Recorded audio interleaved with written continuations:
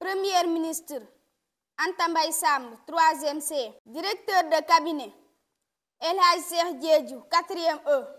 Ministre de l'Environnement et Protection de la Nature Amary Wagne 4e D. Ministre de l'Éducation et de l'Apprentissage Seydina Mohamed Diouf 4e B. Ministre de l'Agriculture et de l'Élevage Fallou Thiam 4e C. Ministre de Culture et des Arts Sokhna Fall 3e A. Ministre de la Communication et de l'Information Fatou Thiam 4e A. Ministre de l'Intérieur chargé des relations avec l'administration et de la discipline Fatou Gaye 4e E. Ministre chargé des relations extérieures Serigne Fallou Mbaye 3e C. Ministre de la Santé, de la Solidarité et de l'Action sociale Oumy Fall. Ministre de la Femme, de la Famille et de l'Équité Sokhna Anta Niang Silla 5e A. Ministre des Sports Abdou Lahad Ndiaye 4e D. Ministre de la Justice et des Droits de l'Homme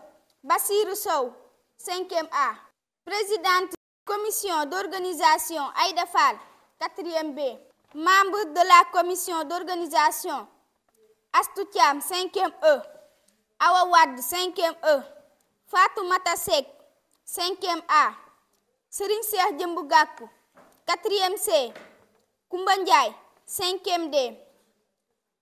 Présidente de la commission féminine Ndaye Sokhna 3e A. Vu la constitution, vu le règlement intérieur du CM Serigne Ablaye Fall Ndar, vu le procès verbal du résultat définitif de la commission de recensement des votes, vu le dossier des intéressés, la présidente du gouvernement scolaire décrète.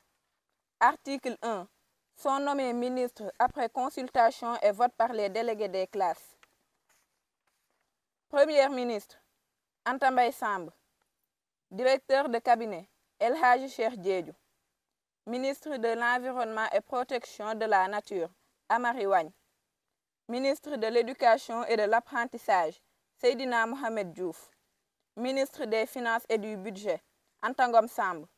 Ministre de l'Agriculture et de l'Élevage Fallou Thiam.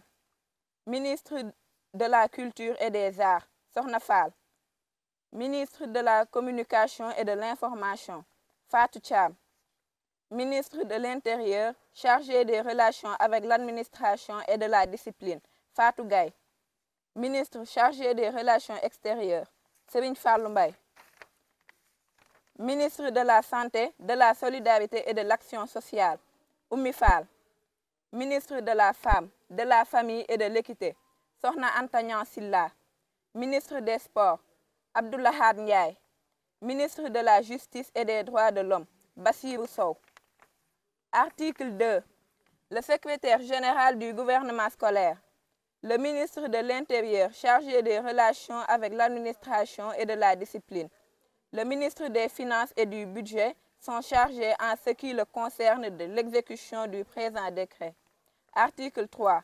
Ce présent décret sera publié partout où besoin sera. Assalamu alaikum. Man la monsieur Diop bokk ci encadreur gouvernement scolaire u CM Saf Ndar maanaam ñun ñoo doon tàggat xale yi ci wàllum élection ak wàllum gouvernement. Donc comme ni ko ñëpp gisee vidéo yi jàll jot nañu former élèves yi ci ni ñuy doxalee élection ni ñuy defee élection ak nan la ñuy voté ba bi mu jàllee fal nañ suñu président.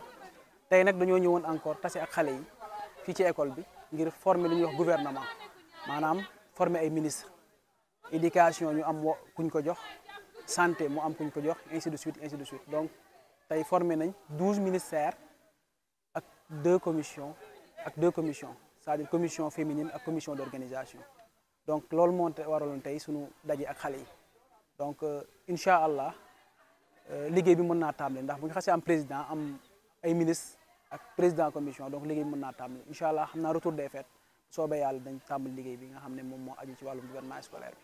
Je m'appelle Moussé Diom, professeur de mathématiques et de sciences physiques ici au CM Serigne Abdoulaye Fall Ndar. L'objectif de la réunion, c'était par exemple d'élaborer le gouvernement scolaire. Mais avant ça, on avait organisé par exemple, il y avait trois phases préliminaires, c'est-à-dire la phase de sélection des candidats. Parce qu'il y avait des dépôts de candidature, on a sélectionné par exemple quelques élèves. mais en se basant sur le niveau et le comportement de l'élève.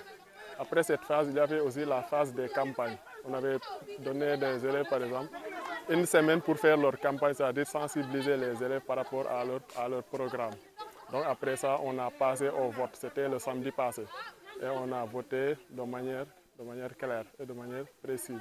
Tous les élèves apparemment ont voté.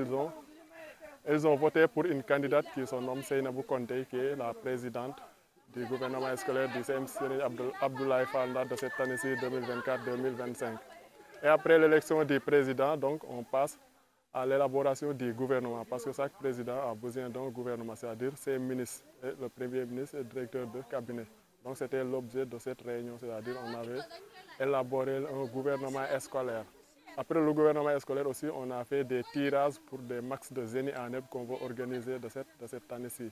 Parce qu'on va organiser des max en génie en herbe qui composent aussi deux niveaux, c'est-à-dire le niveau 4e et 3e et le niveau 5e et 6e, dont la finale se jouera le jour de l'ouverture du gouvernement scolaire. Bon, c'était l'objet de la réunion d'aujourd'hui.